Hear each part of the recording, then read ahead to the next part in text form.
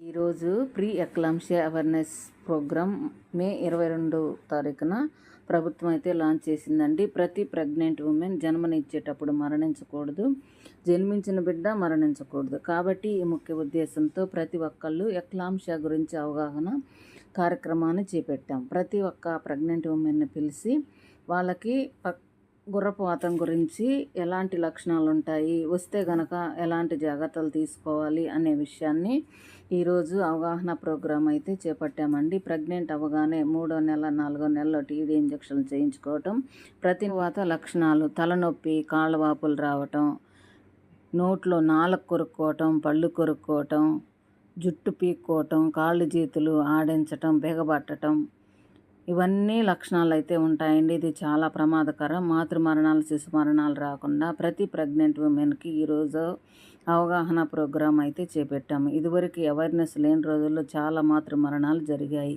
ఇప్పుడు జరగట్లేదండి. కాబట్టి ప్రతి ఒక్కళ్ళు అవేర్నెస్ పొందుకొని వాళ్ళు క్షేమంగా 12 బిడ్డకు జన్మనివ్వాలని ప్రతి హెల్త్ డిపార్ట్మెంటు కృషి చేస్తుంది. మీరు కూడా సహకరించండి, మేము కూడా మీకు సహకరిస్తాం. థ్యాంక్ యూ సో మచ్ అండి.